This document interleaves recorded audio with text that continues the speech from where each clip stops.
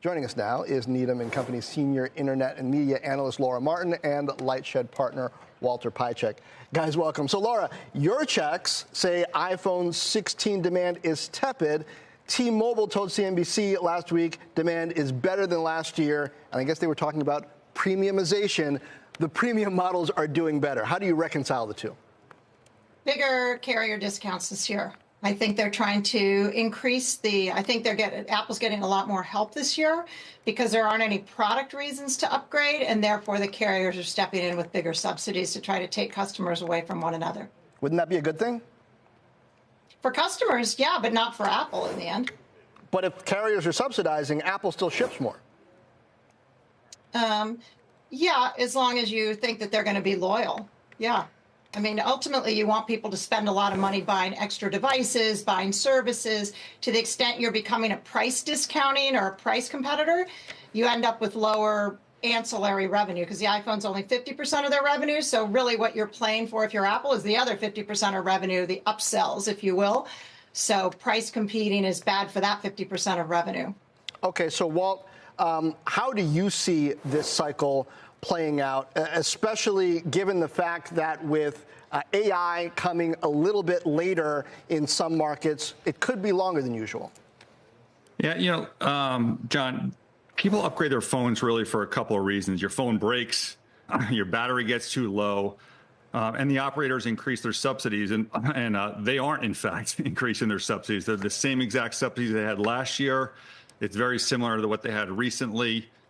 Software isn't really an issue for people upgrading their phones. I think maybe sometimes if your phone gets so old that it can't upgrade to the latest version of iOS, then you have to upgrade your phone. So that's a portion. I think Recon Analytics does a good job at actually tracking these type of data points. But the AI features, even if they lived up to what was promised at WWDC, probably weren't going to enough to generate excitement. And then to your point, these features aren't even available in the phones today when they launch, and it's unclear, how good they'll be when they do launch.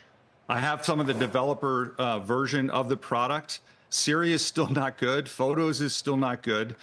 These early versions of AI, I think, are going to be a disappointment relative to the hype that has been out there in terms of this product right now.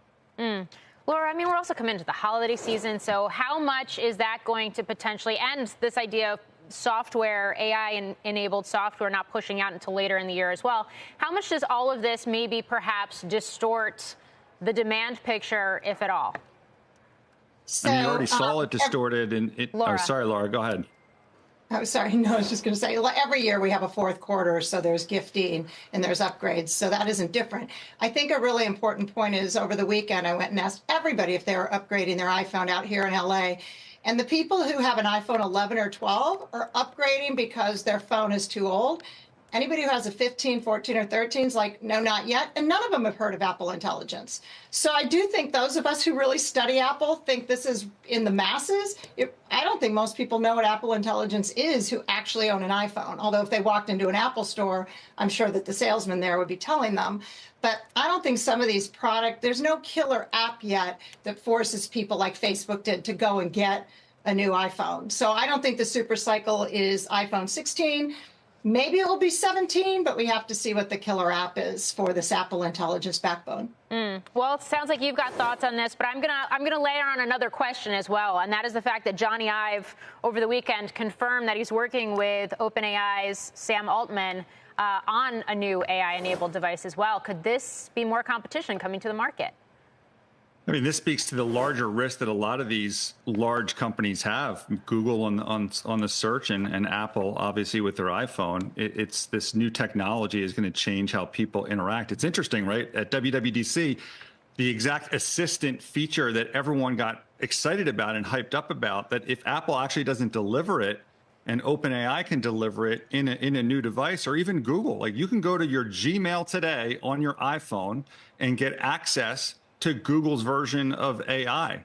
And if those things become the primary interface that are valuable to you as a consumer and are as powerful as countless people get on CNBC and talk about, then that provides an opportunity for market share to change, which has obviously not happened in a very, very long time in this space.